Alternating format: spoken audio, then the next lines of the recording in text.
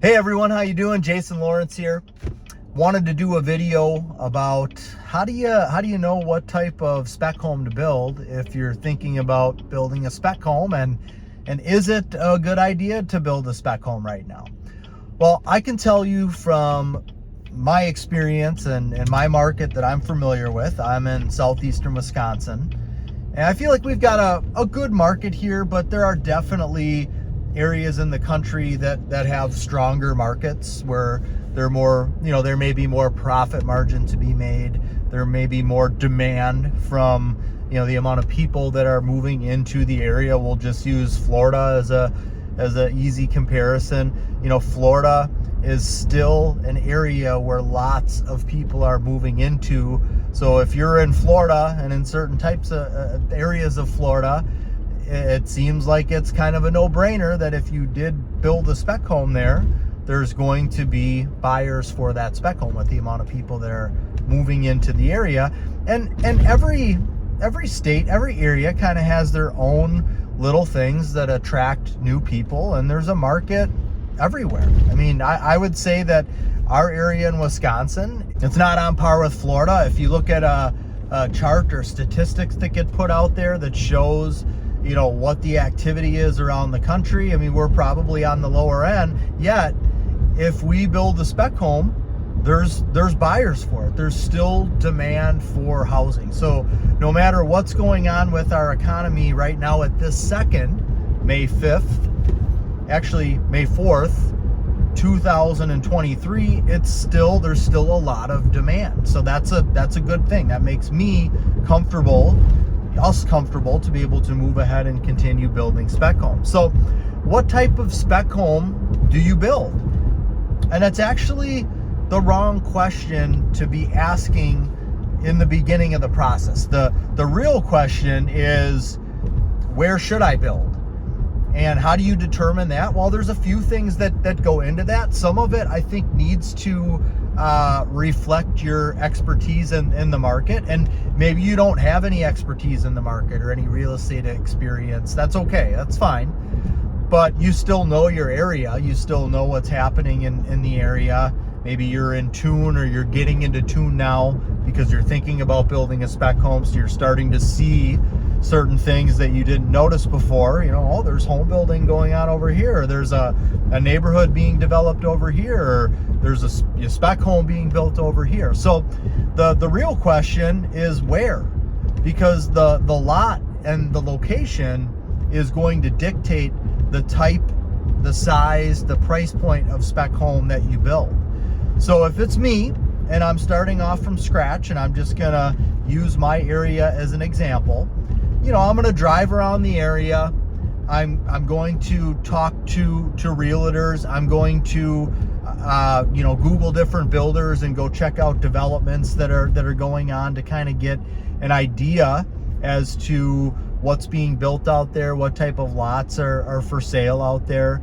If I go into a neighborhood and say the neighborhood is 80% filled, and there's still 10 lots remaining, and the lots are open for any builder to come in there and build a home, and I see that most of the homes in that neighborhood are ranches, and you're not going to be able to look at the home and say, oh, that's a 2,000 square foot ranch, or that's a 2,500 square foot ranch. There's other ways to be able to get that information. You can go on your county GIS map.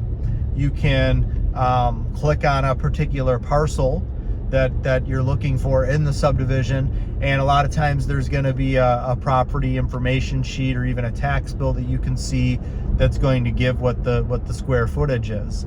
And you can look and see if there are any homes that are being built and sold, what they're selling for, and that kind of gives you an idea as to the type of home, the size of home, and the price point of home that's being built in that area.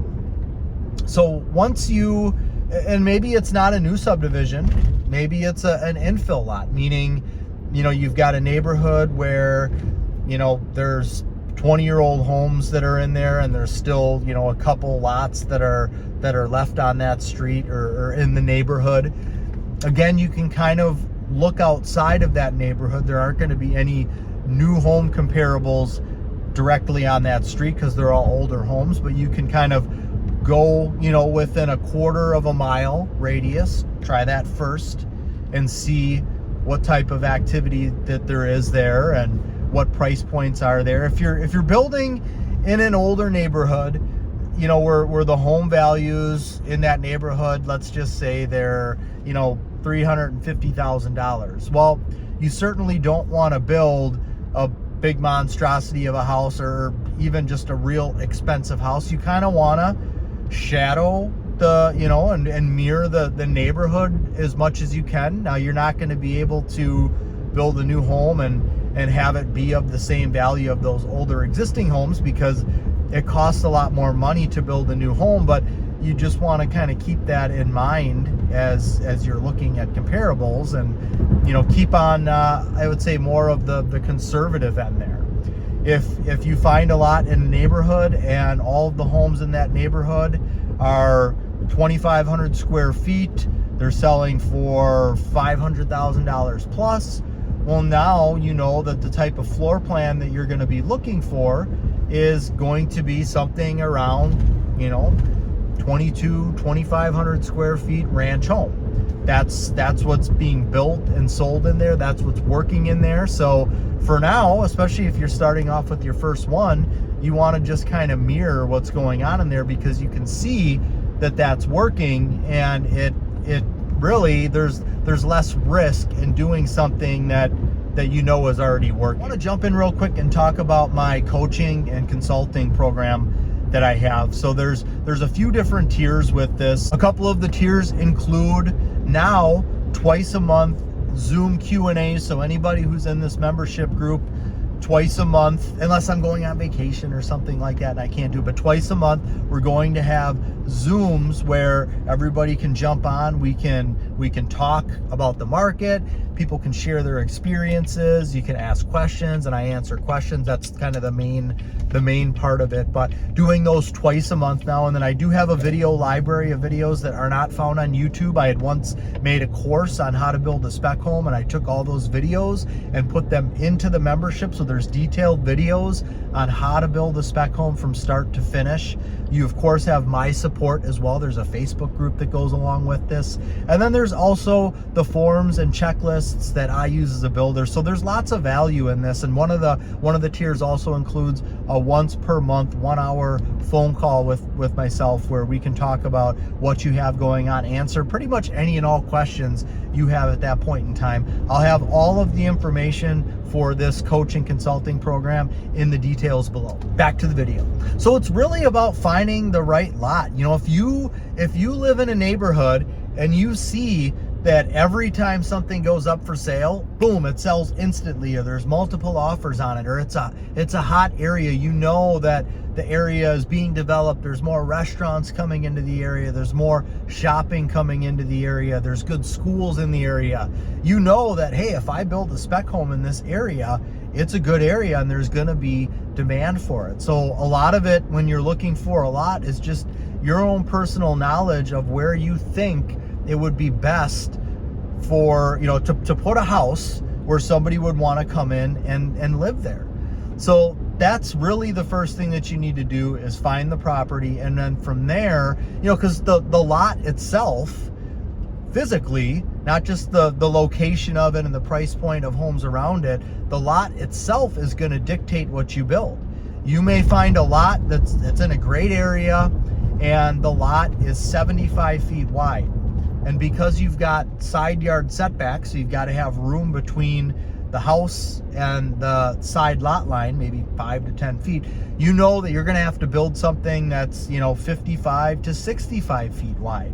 So knowing that, that's also going to dictate, okay, you know, the price point of things that are being sold in that area. But because you have a lot where you need to build something and stay within, you know, 65 feet of width, that is going to kind of guide you with choosing floor plans. You know, when you go on to an online floor plan site like eplans.com or Design Basics or coolhouseplans.com or any of those sites, you're able to search plans by width and depth, and you can fill in certain requirements so that the plans that come up are actually within those guidelines that you're looking for. So if you've got a lot that you need to be, 65 feet wide as a max, that building a ranch home would be smart there, because most of the other homes in the neighborhood are ranches. Or maybe it's in an area where there's older people that are living in that area, and you might have an older generation buyer there. You'd like to kind of keep everything on one level. So if you determine, okay, it needs to be a ranch, but it needs to be 65 feet or less, well, now you're gonna, when you type in this criteria to the online plan site, you're gonna get some options that come back with different floor plans. Now, one thing to keep in mind when you're looking at floor plans, one thing to keep in mind is cost. And I understand that you're not going to be able to look at a home plan and know right off the bat, well, this house is going to be approximately this much to build. You're not going to know that, especially if you don't have experience with building homes yet.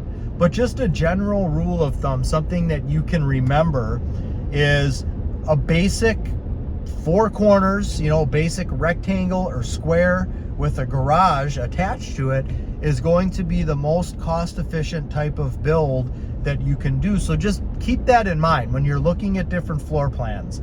If one plan has, 12 exterior corners and another plan has 20 exterior corners, the one with 12 exterior corners is going to be a lot more cost-efficient to build. And when you're doing your first spec home, it's recommended by me, I guess, that you keep things a little more conservative. Not that you have to go cheap with anything or super basic, but you just want to keep that in mind, especially with doing the first spec home. You want to get your feet wet.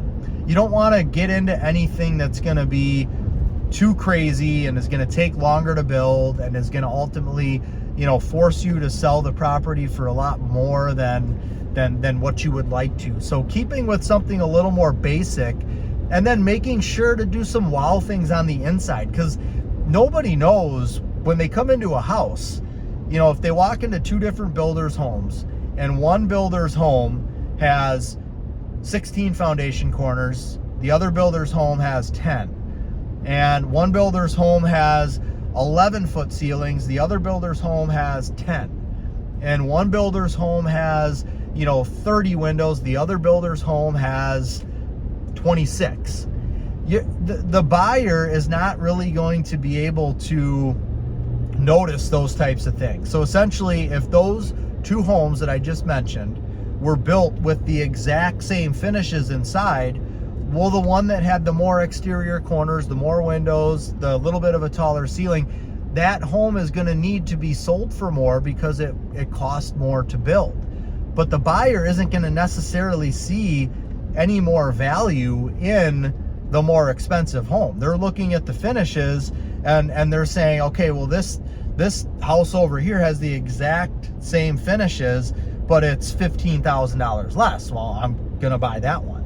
So keep that in mind when you're designing the home. Yeah, you want to do something really cool, of course. You don't want to just go cheap and basic on everything. But just remember, when buyers come into the house, what they're going to notice are the floors, the light fixtures, the countertops, the cabinets.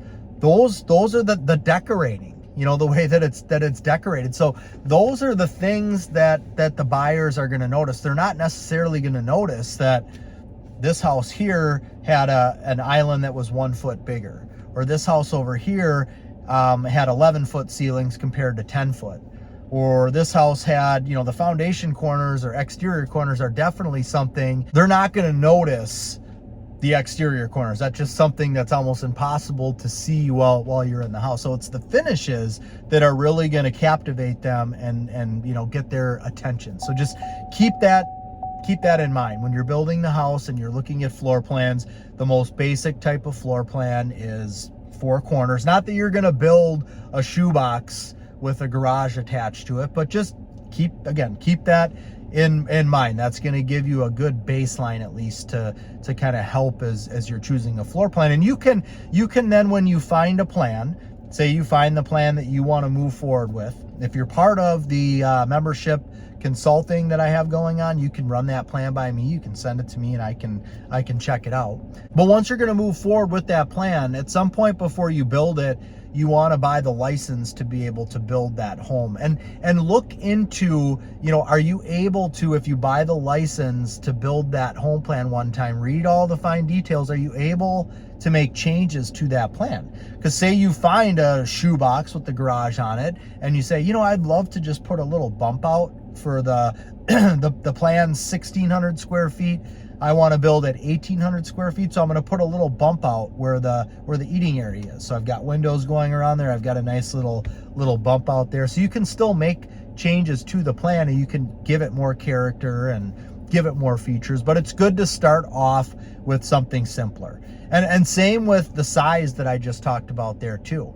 If you want to build a 2,500 square foot home, don't pick a 2,500 square foot online floor plan. For whatever reason, it always turns out if you pick a online floor plan and it says it's 2,500 square feet, when your architect or your draftsman actually draws it up, it's going to be bigger than that. And I don't know why that is. Maybe they're not accounting for the interior walls or the exterior wall. It doesn't make sense to me, but that's just what happens. So if you want to build a 2,500 square foot home, find a plan that's smaller than that. And then once you get it drafted up and you know what the true square footage of it is, then you can decide, okay, you know what, this bedroom, it's 11 by 10. I think we need to add another 2 feet in here. You can then decide to make some of the things bigger there.